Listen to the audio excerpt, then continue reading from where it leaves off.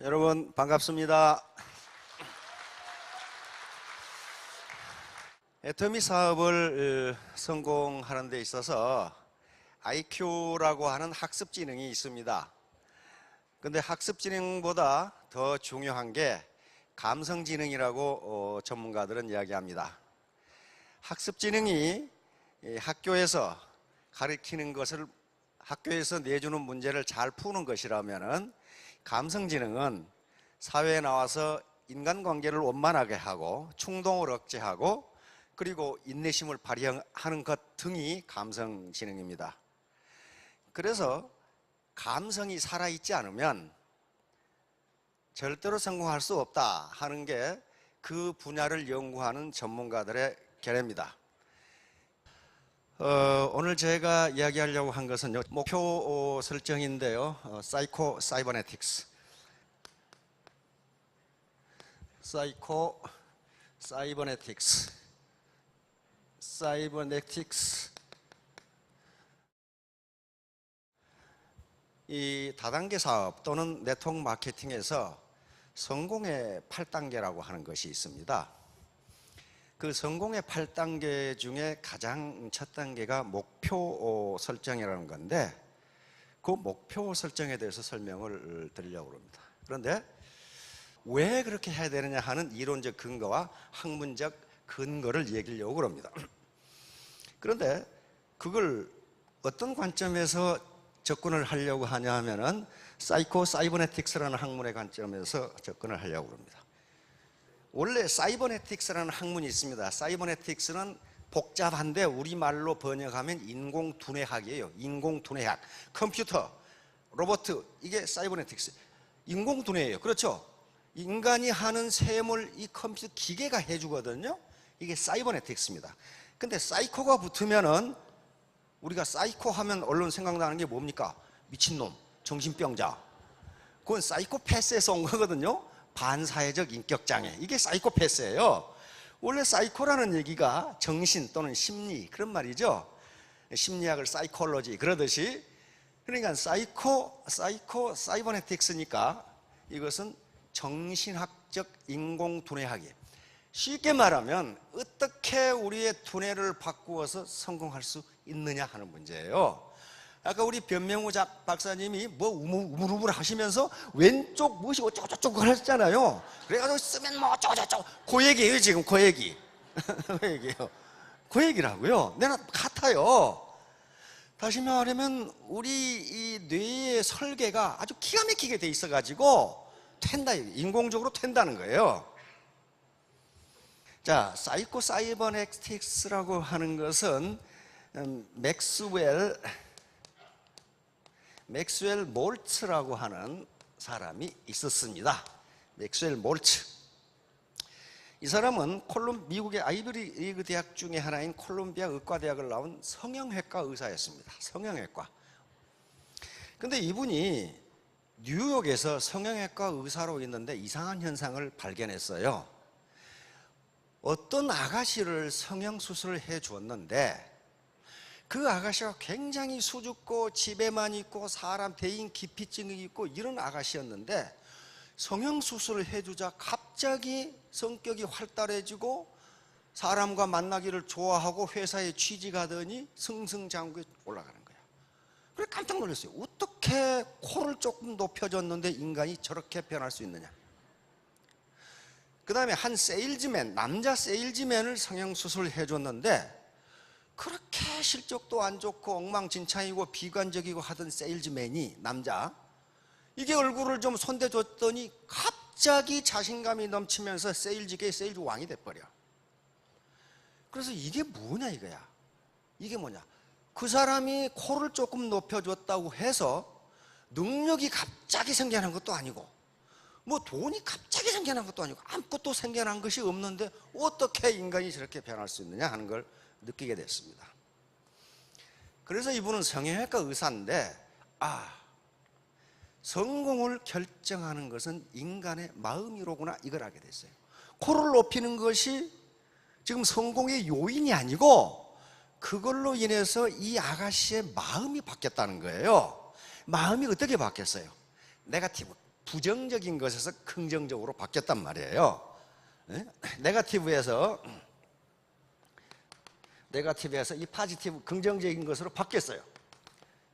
그러니까 그러면 모든 인간을 전부 다 성형수술할 수는 없어요.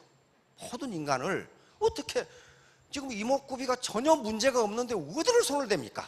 괜히 손댔다가 망쳐놓는단 말이에요. 응? 매주 좋게 만든다고 계속 만지면 매주 땡아리 어떻게 돼버려요? 안 된단 말이에요. 그래서 성형외과 의사인데 나중에 결론을 어떻게 내리냐면, 인간은 외과적인 성형수술이 필요한 게 아니고 마음의 성형수술이 가장 중요하다. 만일에 마음의 성형수술을 통해서 부정적인 셀프 이미지, 자기 이미지, 셀프 이미지, 자아 이미지죠. 부정적인 셀프 이미지를 긍정적으로만 바꿔주면, 이분의 연구에 의하면 우리 내부에 들어있는, 우리 이 세포 또는 뇌에 들어있는 자동 성공 메커니즘이라고 그랬습니다. 석세스 메커니즘이 자동적으로, 그것도 빌트인이라고 그랬어요. 자동적으로 작동해서 자동적으로 성공에 이른다. 면담을 하면서 얻은 결론이 그거예요. 만약에 마음의 성형수술을 통해서 부정적인 생각을 긍정적으로만 바꿔주면 석세스 메커니즘, 성공 메커니즘이 작동해서 자동적으로 성공한다. 그러나 만약에 네거티브한 셀프 이미지, 부정적인 셀프 이미지를 가지고 있으면 마음적으로, 의식 속에 아무리 노력해도 성공 못한다. 반드시 실패한다. 그걸 학문적으로 증명을 한 거예요. 그러니까 내가 애터미 사업을 해서 부자가 돼야지, 월천댁이 돼야지, 오천남이 돼야지 하고 입으로는 얘기하는데 잠재의식 속에 실패의식이 조금이라도 들어있으면 그 사람은 아무리 노력해도 성공 못한다 하는 게 결론이에요. 그래서 사이버네틱스라는 말을 만들어내고, 이것이 이정문의 책의 이름이에요. 지금까지 10년 전까지 한 3천만 부가 팔렸으니까 지금 한 4천만 부 팔렸겠죠. 그래서 그 후에 성공학자들이라든가 모티베이션 강사들에게 가장 큰 영향을 준 책 중에 하나입니다. 그런데 이분의 책을 읽어보니까 하나 틀린 게 있더라고.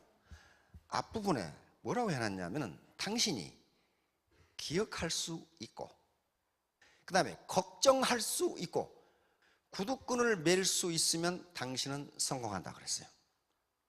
그런데 기억 다 하고 아침에 점심 먹었는지 안 먹었는지 다 기억해요. 걱정도 할 수 있어요. 맨날 걱정이야.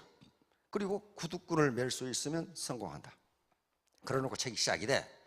근데 그 말은 틀렸어요. 구두끈 맬 수 없어도 성공해요.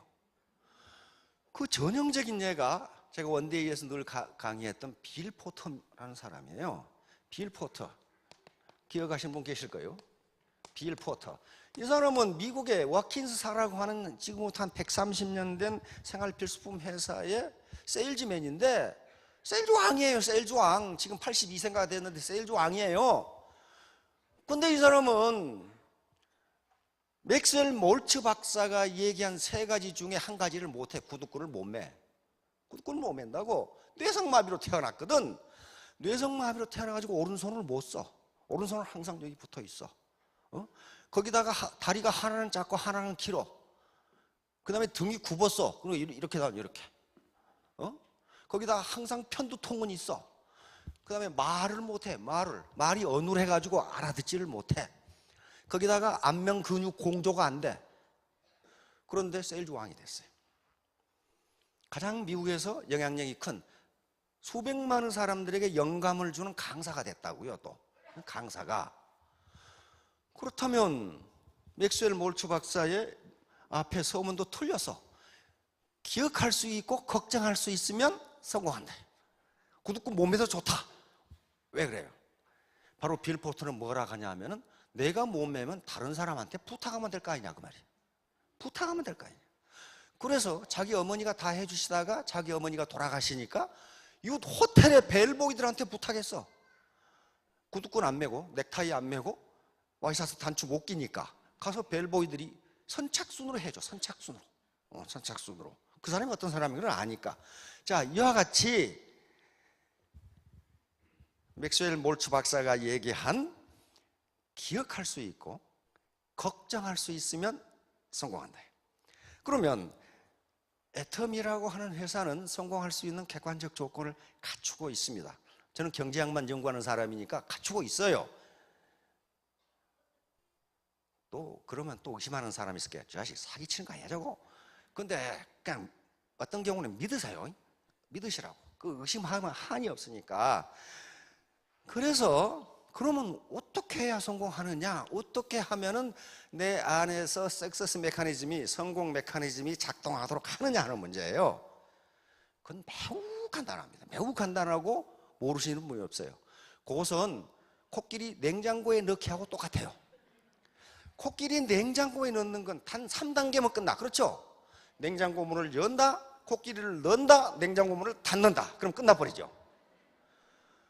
그런데 우리 두뇌는 어떻게 생각합니까? 야 임마, 그렇게 작은 냉장고에 코끼리를 어떻게 넣어? 아니, 냉장고를 코끼리가 들어가도록 크게 만들면 될 거 아니에요. 그 생각을 왜 하냔 말이에요. 자기가 지금까지 안 지식 가지고 냉장고는 주방에가 이만큼한데 코끼리는 산더미만한데 어떻게 해놓어? 아이, 냉장고를 그렇게 크게 만들면 될 거 아니에요. 그러니까 3단계면 끝나. 그렇죠? 냉장고 문을 연다, 넣는다, 닫는다. 그거 똑같아요. 그러니까 분명히 할 수 있는데 자기 고정관념이나 지금까지 잠재의식 속에 그건 못해 라고 하면 코끼리 못 넣는다는 거예요. 못 넣어요. 주방에 냉장고에다 코끼리 넣어요? 못 넣습니다. 그게 못 넣어요. 그걸 바꾸면 돼요. 바꾸면. 자, 그러면 이제 명사들이 목표 설정인데 목표하고 그거하고 무슨 관계가 있느냐 하는 거예요. 목표하고 이 사이코 사이버네틱스하고 무슨 관계가 있냐? 목표하고 석세스 메커니즘하고 무슨 관계가 있는가 하는 얘기를 하려고 합니다. 바로 아리스토텔, 지금부터 2000년 전에도 목표가 가장 중요하다고 얘기를 해요. 목표가 가장 중요하다. 경제학의 의사결정 이론이라는 게 있습니다. 의사결정 이론, 디시전 메이킹 시어리라고 했는데, 의사결정을 어떻게 하느냐, 어떻게 하는 게 성공을 하느냐 하는 건데요. 이 의사결정 이론에서 노벨 경제학상이 지금까지 8개가 나왔어요. 그러니까 의사결정이 얼마나 중요하다는 걸 알 수 있죠. 노벨 경제학상이 8개가 나왔다고. 의사결정 이론에서 시장에서의 의사결정, 비시장에서의 의사결정, 정치시장에서의 의사결정 등등 전부 다 의사결정 메커니즘이 달라요. 그런데 어떤 의사결정이든지 첫 번째 나오는 게 목표예요. 목표를 어떻게 정할 거냐. 목표가 없는데 다음 행동 계획을 어떻게 세워요? 자, 아리스토텔레스, 첫째, 뚜렷하고 실질적인 목표를 가져. 그 다음에 둘째, 목표를 가졌으면 지혜, 돈, 물자, 방법 등 그 목표를 달성하는데 필요한 수단을 찾아라. 그리고 셋째, 당신이 가진 모든 수단을 그 목표에 맞춰 나가라. 그래서 목표가 중요해요. 이 그림은 아주 유명한 그림입니다. 르네상스 때 라파엘이 그린 그림인데, 아테네 학당이라는 그림입니다. 이게 플라톤이고 이게 아리스토텔레스예요. 플라톤은 자기가 지은 책 티마이오스라는 책을 들고 손가락이 어디를 가리키고 있어요? 하늘을 가리키고 있습니다. 이상의 세계를 대표하는 철학자. 아리스토텔레스는 자기가 쓴 책을 들고 있으면서 니코마스 윤리학이라는 책입니다. 어디를 가리키고 있어요? 땅을 가리키고 있어요. 다시 말하면 인간의 삶, 인간의 윤리와 도덕, 그리고 과학, 지식, 땅을 가리키고 하늘을 가리키죠. 이게 라팔로의 아테네 학당이라는 글입니다. 위험은 자신이 무엇을 하는지도 모르는 데서 온다. 그 말은 무슨 말이에요? 목표가 없다. 그런 말. 목표가 없어. 너 뭐 때문에 그거 해? 괜히 해. 중세 시대에 존스라고 하는 사람이 쓴 더 패스라는 책이 있습니다. 우리 지금 시중에 기적의 사명 선언문이라고 번역이 되어 있어요. 송경근이라는 번역자가 기적의 사명 선언문이라고 번역되어 나와 있습니다. 그 앞에 무슨 얘기가 나오냐면은, 중세시대의 한 신부님이 길을 가다가 돌을 다듬고 있는 현장을 발견을 하고 한 석공에게 물었어요. 당신 지금 뭐하고 있어? 신부님이 물으니까 석공이 보면 모르겠어. 돌 다듬고 있지 않소? 두 번째 석공에게 당신 지금 뭐하고 있어? 이렇게 물었더니 목구멍이 포도청이라 하고 있는 중이요. 세 번째 석공에게 당신 지금 뭐하고 있어? 세 번째 석공은 아름다운 성전을 지을 추춧돌을 만들고 있습니다. 이렇게 대답했어요. 첫 번째, 보면 모르겠어 한 놈은 지가 뭐 하는지도 몰라 지금. 두 번째, 목구멍이 포도청이라 하는 놈은 하기 싫은데 억지로 하는 놈이야 지금. 세 번째 석공은 목표가 또는 목적이 뚜렷해요. 아름다운 성전을 만드는 추춧돌을 내가 깎고 있다. 그러면 누가 일을 더 잘하겠어요? 지가 뭘 하는지도 모르는 놈은 아무렇게나 할 거고,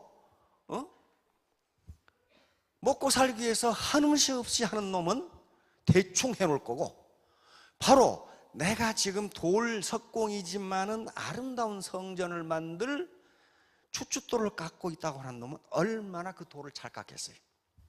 그러니까 여기 계시는 분들이 이제 균형 잡힌 삶이라고 하는 아름다운 성전을 짓기 위해서 애터미 사업을 하시는데, 또는 하려고 생각을 하시는데 확실히 목표를 세워야 돼. 그러니까 바로 워렌 버핏 같은 사람이 위험은 어디서 오느냐? 자기가 뭘 하는지도 몰라 지금. 뭘 하는지도 몰라. 그렇게 되면 반드시 중간에 그만둬요. 이 사람 단테라는 사람 알죠? 신곡 쓴 사람입니다. 나는 할 수 있다. 나는 해낸다. 나에게는 저력이 있다. 나에게는 오직 전진뿐이다. 이런 신념을 지니는 습관이 당신의 목표를 달성시킨다. 당신의 길을 걸어가라. 사람들이 무엇라 떠들든 내버려둬라. 이것이 오늘 강의할 내용의 전부입니다. 사실은 벌써 중세에 이걸 알았다는 거예요. 중세에 자기 신념, 즉 자기 암시라고 그러는 오토 서제스션 또는 잠재의식을 알았다는 거예요. 단테 같은 사람이 이런 얘기를 했어요. 그러니까 누가 떠들든 자기 길을 걸어가는 사람은 왜 그렇게 그랬냐면 목표가 확실하기 때문에 그래요. 자기가 가야 할 길이 확실한데 다른 데 눈을 안 파는 거죠. 이 사람은 에리카 쫑이라고 하는 사람인데 미국의 저명한 문필가입니다. 아무런 위험을 감수하지 않는다면 더 큰 위험에 직면할 것이다. 다시 말하면 지금 애터미 사업을 하는데 여러 가지 위험이 있습니다. 무슨 위험? 우선 가족의 반대, 친구의 비아냥거림, 친인척의 비아냥거림, 친구들의 반대, 이런 위험이 있는데 이걸 감수하지 않는다면 나중에 더 큰 위험에 직면하게 돼요. 노후에 더 큰 경제적 위험에 직면하게 됩니다. 이제 네트워크 마케팅에서 통용되는 성공의 8단계라는 게 있습니다. 제가 맨 처음에 이걸 보고 뭘 2단계면 되겠구만 이렇게 생각을 했는데, 여기에서 많은 경험을 쌓은 사람들이 8단계라고 하고 아주 자세히 되어 있기 때문에 그대로 받아들이는 게 좋습니다. 그런데 이것은 초보자들 뿐만 아니고 기존의 사업자분들도 이걸 해보세요. 의사결정에는 반드시 단계가 있습니다. 어떤 사람은 4단계, 어떤 사람은 6단계, 어떤 사람은 10단계 이렇게 나누는데 거의 대부분은 4단계로 이렇게 되어 있어요. 이것은 8단계가 착착착착 이렇게 8개를 적용하는 게 아니고 계속 아이터레이션이 됩니다. 돌아가면서 계속 다시 적용해야 되는 순환적이고 반복적인 성격을 가지고 있어요. 그래서 이것은 활용하는 가운데서 계속적으로 피드백이 돼야 되고 융통성과 창의성을 가지고 적용하면은 분명히 사업을 진행하시는데 큰 도움이 되실 겁니다. 그런데 이런 비즈니스 현장에서 부딪히는 문제, 어떤 테크닉이라든가 기술적인 문제는 우리 리더들이 거의 도사급을 넘어서 거의 산신령급에 해당하기 때문에 그분들한테 물어보면 되고, 저는 아직 판매사도 못 해봤기 때문에 학문적인 측면에서만 어프로치 할 수밖에 없어요. 1단계 목표 설정, 2단계 결심 결단. 그런데 요 목표 설정이 firm goal setting이라고 제가 붙인 건데요, 확고한 또는 명확한 구체적인 목표예요. 목표 아무렇게나 생기면 나는 부자가 되겠다, 그건 목표가 아니에요. 확고하고 구체적으로 써요. 요게 없으면요, 1단계 목표 설정이 없으면 요거는 허나만 아무것도 없어요. 이건 필요 없어요. 해봐야 성공 못해요. 그래서 8단계를 다 외울 필요는 없지만은 첫 단계는 알아야 돼. 첫 단계 목표 설정. 자, 목표는 뭐하고 같은 것이냐 하면 이거하고 비교해 보세요. 관역. 우리 양궁 선수들이 관역이 없다면 어디다가 쏠 거예요?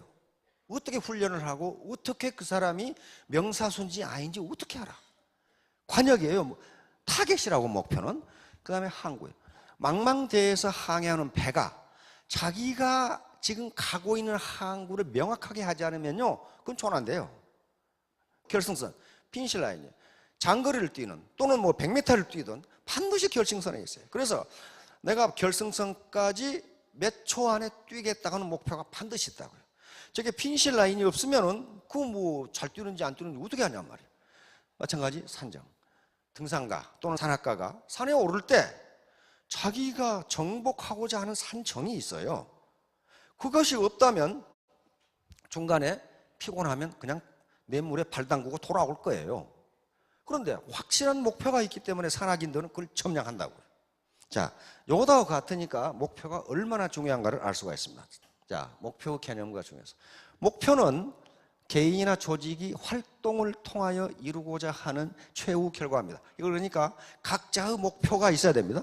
또 달성하고자 하는 최종적인 성과. 그런데 이 목표가 있어야 이것이 활동 후 지침이 되고 자기 행동이 지향해야 할 방향을 제시해줍니다. 목표가 없다면 내가 지금 한라산을 올라가겠다고 해야 그쪽으로 갈 수 있다는 거예요. 지리산을 올라가겠다고 하면 방향이 달라지잖아요. 마찬가지로 속리산을 올라가겠다고 하면 이쪽으로 가야 돼요. 그러니까 목표는 자기가 가야 할 방향을 확실하게 제시해 줍니다. 그러니까 만일 목표가 없다면 제 2단계부터는 논의해야 아무 소용없어요. 아무 소용없어요. 자, 바로 목표 설정은 몰입을 가능하게 해줍니다. 자, 몰입이 어떤 건가? 요겁니다. 한 왕국에 불평이 많은 청년이 있었는데 요 청년이 왕에게 요구했어요. 왕이라면은 인생을 성공적으로 사는 비결을 알고 계실 것 아닙니까? 이걸 좀 가르쳐 주세요. 그러니까 왕이 그래 가르쳐 주마. 그런데 네가 이 포도주 잔을 들고 시내를 한 바퀴 돌아오는데 만약에 포도주를 조금이라도 엎지르면 네 목을 치겠다. 동의하느냐? 오케이 하고 한 바퀴 돌았어요. 시내를 한 바퀴 돌아와서 왕이 물었습니다. 그래, 시내에서 뭘 봤느냐? 술 먹고 싸움하는 걸 봤느냐? 청춘 남녀들이 연애하는 걸 봤느냐?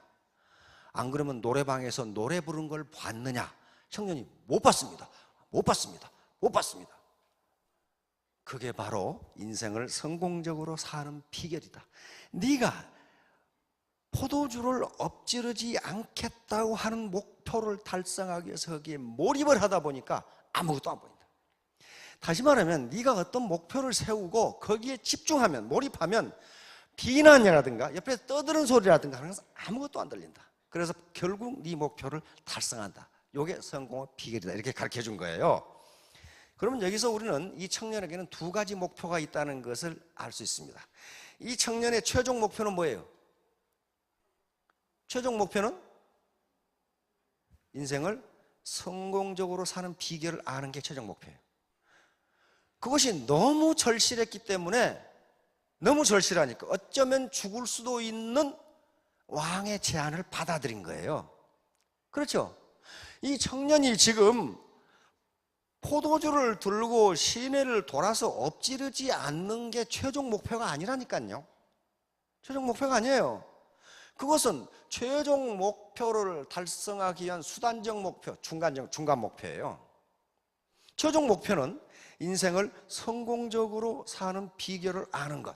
이것이 청년에게는 너무 절실했기 때문에 목이 달아날 수도 있는 포도주 잔을 들고 시내를 돈 거예요. 그렇죠?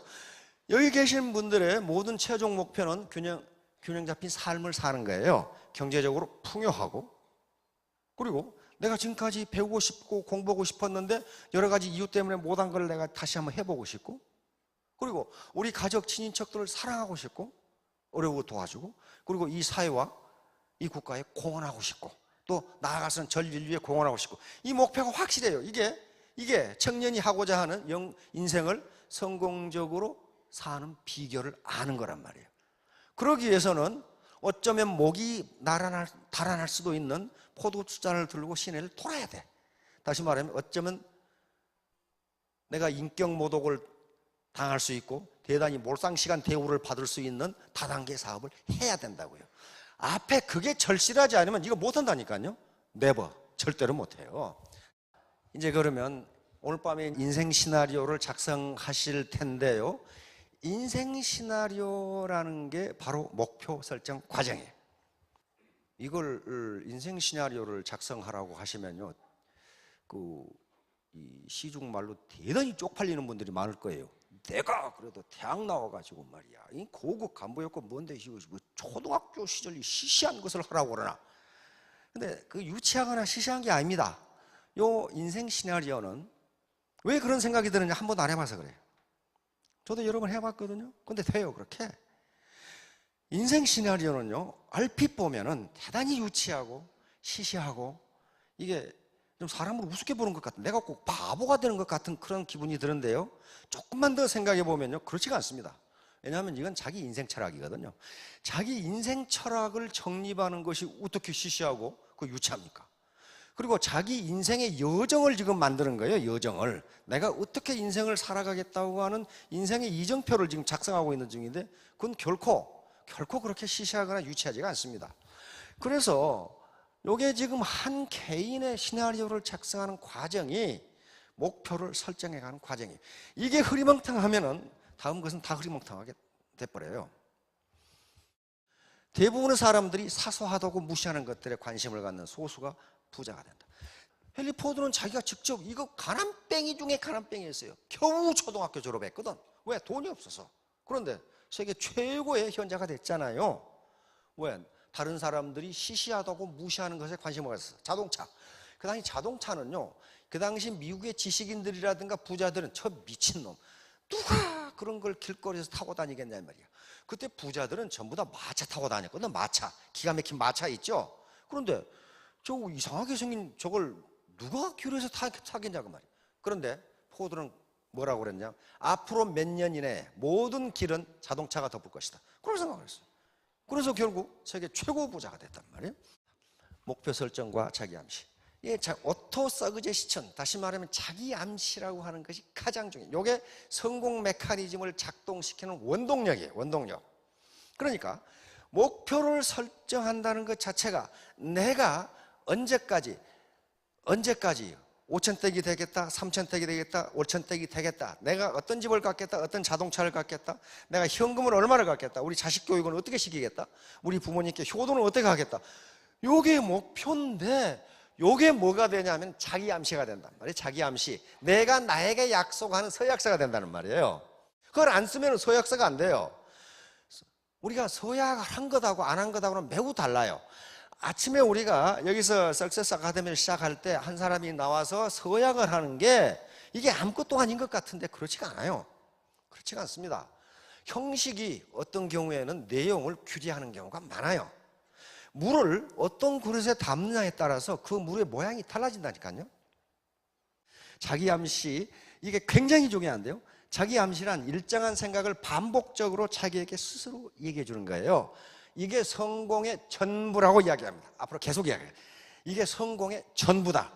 그러니까 요 자기 암시는 소리를 내서 자기에게 말해줄 수도 있고, 공공장소에서 또 중얼중얼 하고 돌아다니면 미친놈이라고 그러니까 속으로 할 수도 있고, 그러나 계속적으로 자기 뇌에다가 자기 암시를 줘야 된다는 거예요. 이게 사이코 사이버네틱스에서 하는 말도 셀프 이미지라는 게 바로 그거예요. 어떻게 코를 고쳤는데 성공하는가 하는 거예요. 코 고친 거하고 코 요 자체의 물리적 변화하고 성공하고는 아무 인과관계가 없어요. 코잘리티가 없다고요. 뭐가 바뀌었기 때문이에요? 마음이 바뀐 거예요. 마음이. 다시 말하면 셀프 이미지가 바뀐 거예요. 지금까지는 자신 없던, 자기를 비하하던 이미지가 자신 있는 이미지로 바뀌어버린 거예요.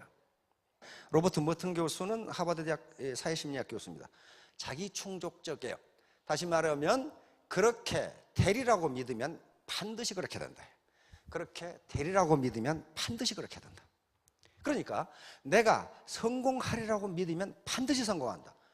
근데 여기서 실패하리라고 믿는 분은 안 계시죠? 근데 왜 나는 성공 못하는가? 그건 앞으로 계속 나올 겁니다. 그 다음에 로버트 로젠탈, 요 로버트 머튼 교수가 자기 충족적 애원 이론을 발표하자 로버트 로젠탈 교수는 교육심리학 교수입니다. 하버드대 교수는 역시 캘리포니아의 한 초등학교에서 650명의 아동을 대상으로 과연 로버트 머튼 교수의 말이 맞는지, 학설이 맞는지 증명하는데 맞다 이게. 증명. 그렇게 되리라고 믿으면 그렇게 된다. 다시 말하면 이 학생이 성적이 올라가리라고 믿으면 올라간다. 올라간다. 자, 이게 피그말리온 효과라는 거. 낙인 효과는 문자 그대로 거꾸로 하는 거예요. 너 같은 놈은 죽었다 깨나도 못해. 그러면 그 놈은 죽었다 깨나도 못한다는 거예요. 이게 낙인 효과예요.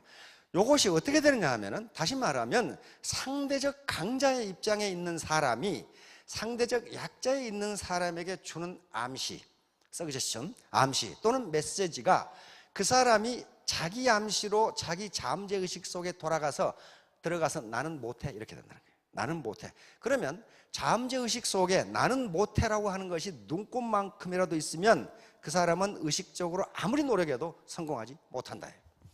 플라시보 효과도 노세보 효과도 마찬가지죠. 플라시보 효과라는 건 뭡니까? 그러니까 위약 효과. 가짜 약을 주는데 병이 낫는 거 있죠. 가짜 약을 주는데 병이 낫는 거. 그것은 자기 의식이 나는 이 약을 먹이면 낫는다고 생각하니까 낫는다는 거예요.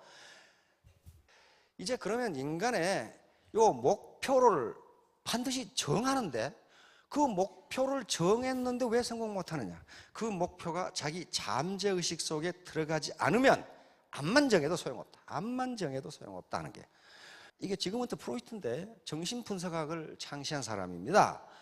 근데 이 사람은 인간의 정신 영역을 세 가지로 나누었어요. 의식, consciousness, 의식. 의식은 현재 우리가 느끼거나 또는 지각하는 모든 영역을 의식이라고 합니다. 전의식은 평소에는 무의식 상태에 있다가 노력하면 의식으로 돌아가요. 무의식 속에 있는 것 중에 일부는 노력하면 다시 의식으로 돌아와. 이걸 전의식이다. 프리 컨셔스니스라고 이렇게 붙였어요. 이 양반이 그렇게 한 거예요. 무의식은 암만 노력해도 안 나오는 게 있어요. 암만 노력해도 안 나와. 요 세 가지 발견한 게 요 프로이트의 가장 큰 공헌 중에 하나입니다. 인간은 의식뿐만 아니고 무의식이 있다는 거예요. 그래서 그 저서가 꿈의 해석입니다. 꿈에 나타나는 거예요. 왜 꿈에 나타나요? 무의식이 꿈속에 우리가 자면서도 무의식이 뇌에서 활동을 하니까 꿈에 나타난다. 그리고 꿈의 해석이라는 책이 대표적인 책이죠. 프로이트는 항상 그랬어요. 항상 네가 아무리 노력해도 무의식이 글쎄 그러면 너는 안 된다. 안 된다. 이게 무시무시한 거예요. 이게 무시무시한 거예요. 모든 성공학은 그래서 무의식을 어떻게 바꿀까요? 무의식을 어떻게 바꿀까? 무의식이 이런 위력을 발휘하니까 목표를 설정한다는 것은 이것을 무의식에 집어넣으려고 하는 거예요. 무의식에. 계속 이 시스템에 참여하라는 것은 계속 들어가지고 의식을 무의식 속에 집어넣으려고 하는 거예요. 자, 다음. 인간의 정신활동과 행위를 지배하는 것은 무의식이다. 무의식. 이게 굉장히 방대하고, 의식은 10%밖에 안 돼요. 뒤에 나오지만. 그래, 날아오는 앞에서 돌이 날아와. 돌이 날아오면 야구공이 날아와. 그럼 어떻습니까? 이렇게 피하지. 아, 야구공을 맞으면 아프다. 그러므로 나는 피해야 된다. 이렇게 피하는 놈이 어디 있어? 뭔가 날아오면요, 자기도 모르게 피해버려요. 이게 무의식의 작용이에요. 왜 피하느냐 하면은 무의식 속에 그걸 맞으면 아프다는 옛날 어떤 경험이 거기 들어가 있어. 그러니까 피해버려요. 결코 의식적으로 피하지 않는다는 거예요. 그래서 인간의 모든 행동은 무의식이 관장한다. 그 사람의 행동을 보면 그 사람은 무의식 속에 뭐가 들어있는가를 알 수 있어요. 프로이트가 바로 이렇게 표현한 거예요. 요 의식 빙산의 위에 나와 있는 거, 이것이 10%입니다. 10%. 전의식은 파도가 치면 물 위로 올라왔다가 가만히 있으면 내려오고 이렇게 하는 게 전의식이다. 이렇게 했고, 나머지 대부분 이게 전의식과 무의식을 하면 90%입니다. 요게 무의식. 그런데 여기에 나와 있는 부분은 10%밖에 안 되니까, 우리가 의식하는 부분은 얼마 안 되니까, 아무리 목표를 정해서 부모님께 용돈이 아니라 생활비를 보내드리고, 그 다음에 자식을 미국에 유학 보내고, 집을 베드룸이 9개 있는 걸 하고 해봐야 무의식에서 될까? 이렇게 생각하면 반드시 안 된다는 거예요. 반드시 안 된다. 그건 안 된다는 거예요. 이제 잠재의식. 정신분석학을 창시를 했던 지그문트 프로이트는 인간의 정신 영역을 이걸 현재의식이라고 합시다. 현재의식, 전의식, 그리고 무의식으로 나누는데, 그게 너무 복잡하니까 또 개념이 아주 어려우니까 그걸 아예 현재 의식과 잠재 의식으로 나누어봅니다. 의식은 이제 현재 의식이라고 이렇게 부르겠습니다. 구분하기 쉽게요. 그것은 우리가 느끼는 것을 포괄하는 전부가 현재 의식이에요. 저 사람은 누구다. 저 사람은 지금 뭐 하는 사람이다. 나는 지금 뭐하러 여기 와 있다. 전부 현재 의식입니다. 그런데 잠재 의식이라고 하는 것인데 이것이 프로이트가 발견한 최대의 발견입니다. 인간에게는 현재 의식 말고 잠재 의식이라고 하는 것이 있는데 그 뒤에 학자들이 계속 연구해 본 결과 잠재 의식은 농담도 아니하고 거짓말도 아니한다. 그리고 한번 기억한 것은 잊어버리지 않는다. 반드시 그렇게 된다. 그러므로 인간의 행동, 사고방식, 능력은 잠재의식에서 나온다. 이 결론을 내린 거예요. 그래서 오늘날 성공학이라는 것이 바로 그거예요. 지금 그거예요. 컨셔스 마인드 10%, 현재의식은 10%밖에 안 되고 요 잠재의식, 서브컨셔스 마인드가 90%예요. 그런데 이 잠재의식 속에 뭐가 들어있는가 보세요. 여기에 감정이라는 게 들어있어요. 이모션, thought, 자기 사고, 생각 이런 것들이 여기에 들어있어요. 그 다음에 experience, 자기 경험이 들어있어요. 경험이. 자기는 스스로 기억을 못하는데 현재의식 속에서 잠재의식 가라앉아 버렸으니까 기억을 못하는데 잠재의식은 잊어버리거나 농담을 하거나 거짓말을 하지 않는단 말이에요. 그 다음에 soul, 우리 영혼이 들어있어요. 영혼이. 그 다음에 DNA라는 것은 여기서는 본능이 들어있어요. 본능. 그러니까 아무리 현재의식으로 요 잠재의식을 제어하려고 해도 본능적으로 나타나니까 이것을 속일 수 없다. 이렇게 되는 거예요. 속일 수 없다. 자, 그러니까 나무에 비유하면 요 뿌리가 잠재의식이에요. 잠재의식. 요 줄기라든가 이파리라든가 여기에 붙어있는 열매는 현재의식입니다. 따라서 요 줄기나 이파리, 요 열매는요 뿌리가 어떻게 생겼냐에 따라서 결정이 돼요. 요것만 아무리 아름답게 꾸며도 뿌리가 벌레 먹거나 부실하게 되면 다 부실하게 돼요. 요 현상입니다. 요게 이제 결정적이에요.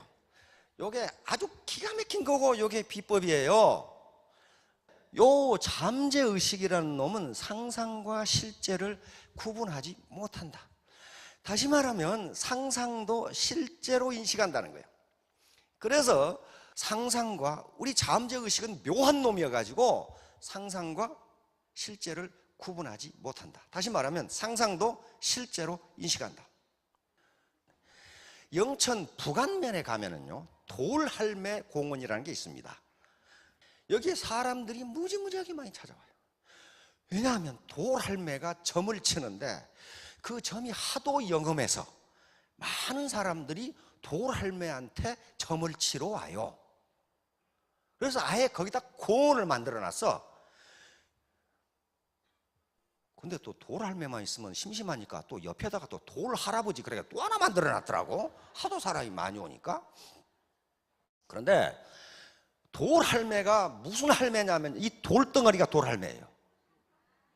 돌덩어리가 요게 요 밑바닥 직경이 20cm, 요 전체 들어보면 10kg이에요. 그러니까 보통 사람은 다 들어요 이렇게.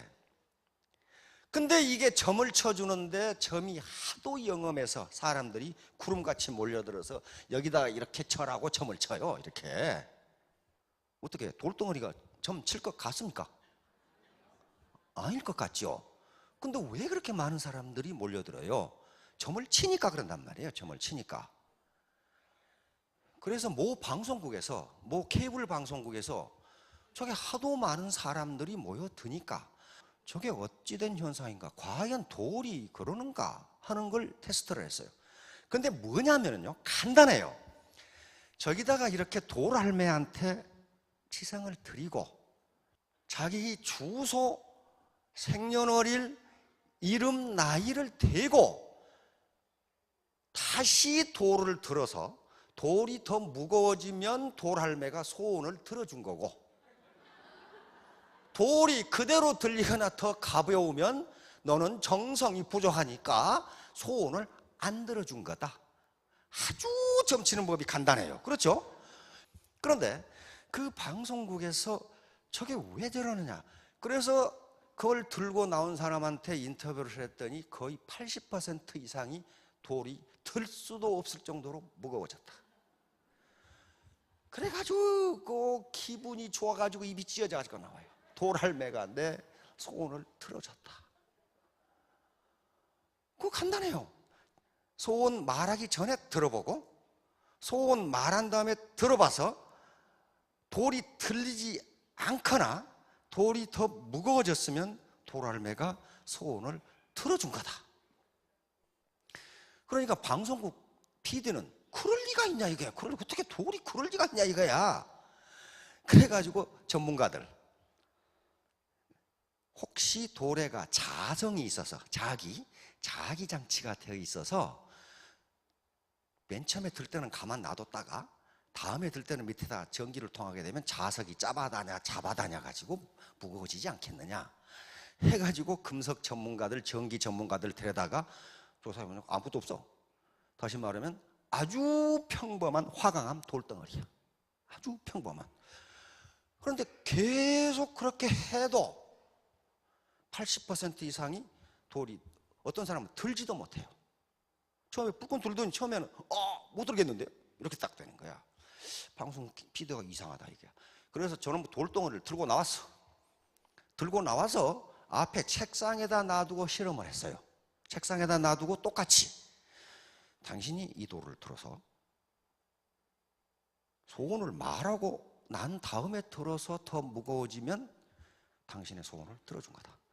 똑같아요. 80% 이상이 무거워서 들 수가 없다 이거예요. 그 무슨 현상이에요? 이게 잠재의식 현상입니다. 그래서 결정적으로 이제 방송국의 전문가들이니까 그 메시지를 반대로 했어요. 반대로. 처음에 들 때보다 돌이 더 가벼워지면 당신의 소원을 들어준 거다. 그랬더니 80% 이상이 훨씬 가벼워졌다 이거지. 이게 무슨 현상입니까? 바로 잠재의식은 상상과 실제를 구분하지 못한다요. 즉 내 소원을 들어주면 무겁다고 그러니까 소원을 들어주기를 간절하게 바라는, 이 돌이 더 무거워졌을 것이라고 상상하니까 더 무거워진 거예요. 물리적인 무게는 전혀 변함이 없어. 아주 평범한 화강암에 불과해요. 금속학자들이 조사해 보니까 돌덩어리야 그냥. 그러면 이걸 우리는 미신이라고 지금까지는 얘기해 왔는데 그게 아니고 일종의 심리작용이에요. 플라시보 효과하고 똑같다고요. 권위 있는 사람이, 권위 있는 사람, 의사가 상대적 약자인 환자에게 이 약은 신약으로 개발된 건데 효과가 백발백중입니다 라고 메시지를 주면 그 약 먹고 낫는다는 거예요. 이게 미신이 아니라 잠재의식이, 이 사람의 잠재의식 속에 의사의 암시가 그대로 들어가 버린 거예요. 그래서 그것이 잠재의식이 작동하니까 이 의사가 한 말이 맞다고 믿는 거예요. 그러면 나와버려. 플라시보 효과를 가장 많이 쓴 것은 제2차 대전 때입니다. 2차 대전 때 미군들이 가장 많이 썼어요. 왜냐하면요, 전쟁통에 환자, 즉 총상 환자, 이 사상자는 많이 늘어나는데 약이 없어요. 약이 없으니까 군의관들이 그 방법을 썼어요. 약이 없다고 그러면 이건 실망해서 큰일 나잖아요. 그러니까 밀가루 환을 만들어 가지고 이게 금방 도착한 약입니다. 그러면 주면 낫는다 이게. 이게 플라시보 효과예요. 다시 말하면 위약 효과. 가짜 약을 주었는데 권위 있는 사람이 효과가 있다고 얘기하면 낫는다 이거예요. 그러니까 잠재의식은 요런 지금 형태를 가지고 있어요. 요게 그거예요. 요게 그 다음에 요 피 한 방울 흘리지 않고 죽을 수도 있다. 요것은 네덜란드에서 실험을 했습니다. 네덜란드 의사들이 요 잠재의식의 결과, 요것이 어떻게 되는가를 실험하기 위해서 아주 몹쓸 죄를 저지르고 사형 선고를 받은 사형수한테 실험을 했습니다. 이 사형수에게 뭐라고 의사들이 얘기했냐면은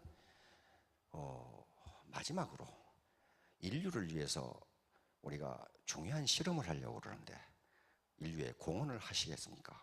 그러니까 이 사형수가 자기 죄를 뉘우치고 그렇게 하겠습니다. 무슨 실험이십니까? 지금까지의 학설에 따르면 인간의 몸에서 체중의 10%의 혈액이 빠지면 죽는다고 그럽니다. 그런데 우리가 연구한 바로는 그 상태에서는 죽지 않습니다. 이렇단 말이에요. 그래가지고 요 사형수를 침대에 눕히고 의사가 발을 밑으로 내리게 해서 발을 바늘로 찔러서 피를 빼. 피를 빼서 이 환자가 요 사형수가 듣도록 옆에다 장치를 해서 물을 똑똑 떨어뜨려. 피가 빠지는 소리가 들리도록 똑똑똑 해서, 근데 그건 피가 떨어지는 게 아니고 물이 떨어지는 거예요. 계속 듣게 해서. 그런데 이 사형수의 발에서는 피가 한 방울도 안 나와. 지금 그냥 바늘로 찔러만 놨어, 아프게. 그러니까 의사가 옆에 서서 한참 있다 와서 3% 빠졌습니다, 5% 빠졌습니다, 그리고 마지막으로 10% 빠졌습니다 하는데 죽어버렸어. 다시 말하면 이 사형수의 몸에서는 피가 한 방울도 안 남았어요. 그런데 잠재의식 속에서는 지금 현재 자기 몸에 피가 빠져나가고 있다고, 요게 상상을 한 거예요. 상상을 한 거라고. 그러니까 10% 빠졌습니다 하고 고함을 지르니까 이놈이 죽어버렸어. 그죠? 죽어버렸어. 상상이 현실로 나타나는 거예요. 네덜란드 학자들은 결론을 내립니다. 잠재의식은 상상과 현재를 구분하지 못한다. 그러니까 내가 월천댁이 됐다고 생생한 영화를 만들어서 그걸 현실로 믿어버리면, 우리 맥스웰 몰츠 박사는 그것을 석세스 메커니즘이 자동적으로 작동한다, 그렇게 얘기해요. 석세스 메커니즘, 즉 성공 메커니즘이 자동적으로 작동하기 시작한다. 그러나 조금이라도 의심을 하면 거기에 바로 실패 메커니즘이 들어와서 그 사람은 백날 노력해도 절대로 성공할 수 없다, 그 얘기를 한 거란 말이에요. 이게 미국 사람들이 만들어 놓은 거라고요. 요 가방 들고 나는 로얄 마스터가 돼야지 하고 하는데, 잠재의식을 한 놈이 못 가, 이 자식아, 너는 못 돼, 이렇게 잡고 있어요. 다시 말하면 네가 맨 실패만 하던 놈이 네가 된단 말이야? 너는 전업주부 아니냐? 그런데 네가 한단 말이야? 이렇게 잠재의식이 밑에서 꿈틀꿈틀하면 요 잠재의식이 현재의식을 끌어당겨서 못 가게 한다. 미국의 학자들이 그려놓은 그림이요, 이렇다. 잠재의식의 힘이 이렇다. 그 다음에 이거 뭐예요? 이 통통하고 이 아가씨가 자기도 이렇게 되겠다고 붙여놨죠, 다이어트를 해서. 그런데 진수성찬이 앞에 가 있어. 그러면 의식은, 현재의식은 내가 다이어트를 해서 날씬한 아가씨가 돼야지. 그런데 잠재의식은 뭐라고 얘기했냐? 요거 먹고 내일부터 해야지. 에이, 요거 먹는다고 뭐 큰 문제가 있나? 요게 작동하는. 그러면 반드시 잠재의식이 이긴다. 금연도 마찬가지예요. 여기 담배 피우는 분들 계신가 모르겠는데 1월 1일만 되면 금연, 금주 해가지고 팩에다 써붙여 놓고 했는데 작심 3일도 못 가. 왜 그러냐면은 현재의식은 담배를 끊어야 되겠다고 생각해. 왜냐하면 TV에서 계속 담배 피면 폐암, 무슨 만병의 근원 이렇게 얘기하니까 그게 현재의식에 남아있어요. 근데 잠재의식에는 뭐가 남아있냐면은 초칠은 담배 피워도 오래만 살더만. 법정 스님은 담배도 안 폈는데 폐암으로 돌아가셨잖아. 꼭 담배가 폐암하고 관계 있는 건 아니야. 이렇게 이제 여기서 꿈틀꿈틀하면 애따 모르겠다 3일 끊다가 다음에 또 피기 시작해. 다시 말하면 현재의식과 잠재의식이 충돌하면 반드시 잠재의식이 승리한다. 이것도 마찬가지. 이 아가씨가, 멋있는 아가씨가 지나가니까 늙은 남자부터 젊은 남자까지 모가지가 전부 이쪽으로 와. 어떤 사람이 이 순간을 잡았는지 모르겠어. 마음은 안 봐야 되겠다 그러는데 이쁜 아가씨가 그러면 이렇게 현재의식은 안 봐야 되겠다. 왜냐하면 옆에 마누라가 서 있거든.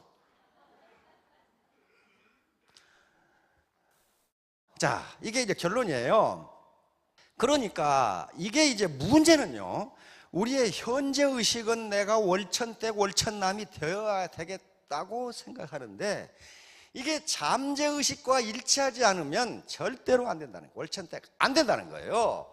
그러니까 요것을 이렇게 적어놓고 2017년 3월 31일까지 월천댁, 그리고 여기다 구호를 적는데 자기가 좋아하는 말로 적으시라. 그러면 나는 할 수 있다, 나는 반드시 하겠다, I can do, 이렇게 적든지, 나는 젖먹던 힘까지 다해서 하겠다, 나는 죽었다 깨나도 하겠다, 나는 물구나무 서서도 하겠다 등등 이런 구호를 써서 성공학자들이 하는 얘기는 자기 동선에 다 붙여놓고 소리내서 읽어라 그랬어요. 이건 카네기가 한 얘기예요. 카네기가 그걸 전부 받아들인 거예요. 그렇게 보니까 되거든. 침대 맡에 붙여놓고, 화장대 앞에 붙여놓고, 냉장고에 붙여놓고, 거실에 붙여놓고, 자동차 안에 붙여놓고 중얼중얼 해라. 중얼중얼 하는데, 이걸 붙이고 중얼중얼 하는 데 있어서 세 부류의 강적이 있습니다. 이걸 못하게 하는 강적이 있어요. 이 강적을 이기지 못하면 이게 말짱 헛것이 돼요. 강적을 익히지 못하면, 다시 말하면 저것을 자기 긍정적인 암시를 자기 잠재의식 속에 집어넣으려고 하는데 그 방법이 돈도 안 드는 중얼중얼인데 요걸 못하게 하는 강적이 세 개가 있다니까요. 이 강적을 무찌르지 않으면 반드시 부정적인 암시가 들어옵니다. 강적이 누구냐는 거예요. 나야, 나. 이거 어쩐지 유치하고 말이지, 피부가 좀 근질근질 하려고 그러고 말이지, 꼭 바보 된 것 같고 그런 기분이 있어요. 그런데 몇 번 해보세요. 몇 번 해보면 바보 아니에요. 그냥 인생 철학이거든요. 옛날에 몰라간 양반이 알거지가 됐죠. 먹고 살 호구지책이 없으니까 새우젓 장사를 시작했죠. 어르신들 다 아죠, 그 얘기. 근데 양반 체면에 새우젓 사려, 그걸 절대로 못하겠어. 그렇게 해야 새우젓을 사는데. 그런데 마침 새우젓 장사가 지나가. 새우젓 장사가. 그러면서 새우젓 사려 그러니까 이놈도 뒤에 따라가면서 나도 새우젓 사려 그러면 나도. 그렇게 해서 새우젓이 팔리겠어, 그거? 그거 새우젓 사려 하는 게 양반 체면에 못 하겠는 거야. 그러니까 여기 이 전직에서 굉장히 이 성취를 크게 했던 분들이 계십니다. 다 알고 있어요. 굉장히 유치한 방법 같은데 진리는 그렇게 복잡하고 어려운 데 있는 게 아닙니다. 카네기가 이렇게 하라고 그랬어요. 왜 카네기가 이렇게 하라고 그랬냐? 내가 이렇게 해서 부자가 됐다. 그러면서 카네기, 모든 자기 개발서 카네기 마찬가지고, 부자가 될 수 있는 유일한 방법, 부자가 되겠다고 하는 결심을 해라. 고유예요, 이거. 그리고 당신의 인생은 당신 자신이 만든다. 객관적 환경과 당신은 아무 관계도 없다. 그래놨어요. 그러면 그 전문가들이 그렇게 얘기했다는 건 그것이 맞다는 얘기예요. 텔레비전을 사서 틀어서 즐기면 되는 것이지 그거 왜 그러냐? 그거 따지지 말라는 거예요. 그 다음에 두 번째, 가족. 남편, 부인, 자식, 어머니. 요게 적이에요. 이제 우리 월천댁들이 쏙 집에 가서 딱 붙여놨어. 남편이 보고, 아이고 부자 하나 낳네, 아이고 내 직장 그만둬도 되겠네, 이렇게 비아냥거려. 그것은 비아냥거림과 콧방귀는요 네거티브 메시지입니다. 부정적 메시지예요. 그걸 받아들여 버리면 암만 자기가 외워도 소용없다고 그랬어요.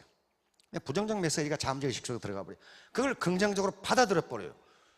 남편이 그러면, 당신 어떻게 알았어? 그 3년 후에 당신 타고 싶은 차가 뭐야? 벤츠. 내 벤츠 사줄게. 그러게 되면요 남편이 은근히 기대를 해. 내가 벤츠 하나 사주겠는데. 남편의 잠재의식 속에서는 또 은근히 기대해. 그게 남자야. 남자는 80이어도 철이 안 들기 때문에 통상 그래요. 은근히 기대를 해. 그러다가 그게 계속되면은요 남편이 믿어요. 남편이 거기 따라와. 자식도 똑같아요. 자식도, 엄마 부자 될 거야? 뭐 이렇게 되면은 너 이 공부만 열심히 해. 너가 원한다면 내가 미국 유학 보내줄게. 너는 야 딸 너는 뭐 음악대학 가고 싶다며 그거 돈 많이 들어. 엄마 돈 많이 벌어야 돼. 그때 내가 보내줄게. 자식들이 처음에는 콧방귀를 뀌다가 점점 동화돼요. 우리 엄마는 2017년 3월 31일에 월천댁이 된다는데 그렇게 되면 어떻게 됩니까? 가족으로부터 긍정적인 메시지가 내 자음제식 속에 들어와요. 그 다음에 세 번째 강적이 친구들이에요. 자기 집에 놀러 오는 친구들. 그러니까 첫째가 자기 자신이고, 두 번째가 가족이고, 세 번째가 친인척하고 친구들이에요. 자기 집에 온 사람이 이상하게 볼 거 아니에요. 자동차에다 썩 붙이고 다니면 야 너 미쳤냐? 그러거든? 미쳤냐? 그러면 그걸 욕하지 말고 그래 미쳤다 어쩔래? 너 내가 3년 후에 월천남 되면은 그 근사하게 거하게 한번 쏠게. 그 좋은데 한번 봐나?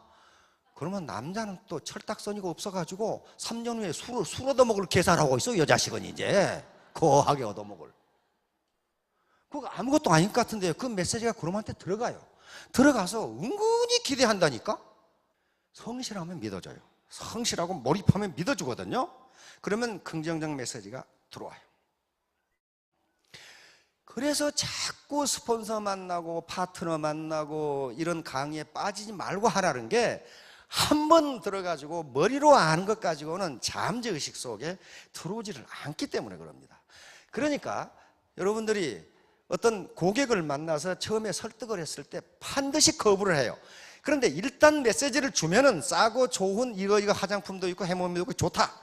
그러면 그 사람의 현재의식은 거부를 합니다. 왜냐하면 잠재의식 속에 다단계에 대한 대단히 네거티브한 이 메시지가 들어있기 때문에 그래요. 그걸 바꾸지 않으면 이 사람은 절대로 안 해요. 그러면 계속 얘기를 하면은 그 메시지가 점점 잠재의식 속에 들어가면은 어느 날 갑자기 나에게 다가와요. 그렇게 하라는 거예요. 처음부터 꽥한 사람은요, 나중에 떠날 때도 꽥하고 떠나버려. 꽥하고 떠나버려. 그 사람은 줏대가 없는 사람이거든요. 그래서 미국에서도 나중에 가장 단골이 된 고객은 처음에 가장 강력하게 거부했던 고객이랍니다. 왜? 자기 주관이 확실해.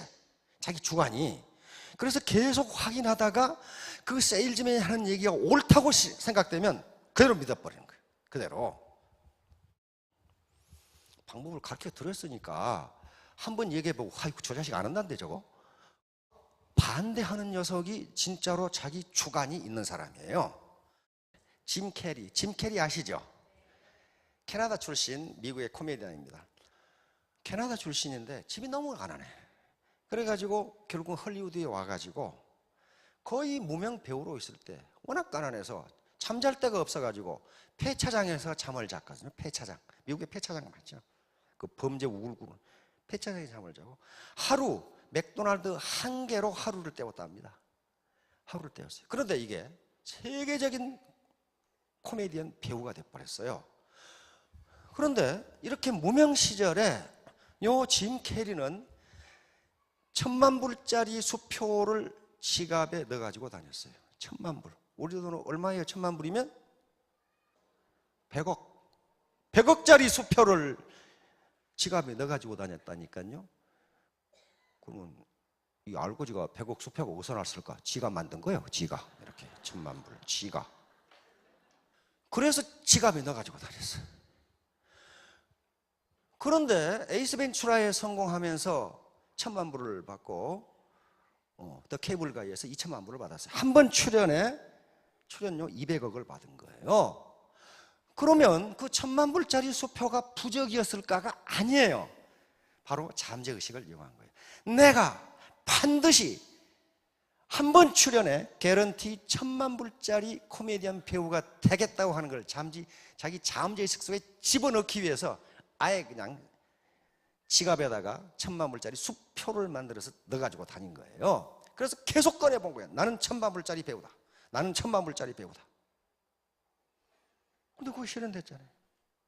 그런 사례가 하나의 예를 들었지만 많아요. 아주 많습니다. 요게 이제 스폰서와 파트너들의 암시. 이게 이제 결론 부분인데, 왜 어떤 라인이나 조직은 성장하는 속도가 빠르고 어떤 조직은 성장하는 속도가 느릴까? 저것은 자기 암시하고 밀접한 관계가 있습니다. 스폰서와 파트너 간에는 암시, 저는 메시지를 서로 주고받는데, 정보를 주고받는데요, 스폰서한테서 부정적인 메시지가 오면은 파트너는 그 자기 잠재의식 속에 스폰서에 대한 메시지를 부정적인 것을 집어넣어버려요. 그러면 결코 겉으로는 스폰서니까 히히 웃으면서 쏘고 뭐 잘 계십니까 하지만 속으로는 너 같은 놈하고는 나는 안 놀아, 이렇게 되는 거예요. 절대로 현재의식은 잠재의식을 이기지 못한다. 이기지 못한다. 그래서 첫인상을 중요시하는 게, 우리 심리학자들도 첫인상을 굉장히 중요시하는 게 바로 그것 때문에 그래요. 복장을 단정히 하고 항상 미소를 짓고 하는 게, 한번 첫인상이 박혀버리면 그 사람의 잠재의식 속에 들어가 버리면 항상 그 사람은 그렇게 봐요. 그런데 우리 심리학자들의 연구에 의하면 첫인상을 바꾸기 위해서는 적어도 60번을 만나야 바꾼답니다. 안 바뀌어요. 잠재의식 한번 들어가 버리면 저놈은 사기꾼처럼 생겼다, 여기 한번 들어가 버리면 안 바뀌어요.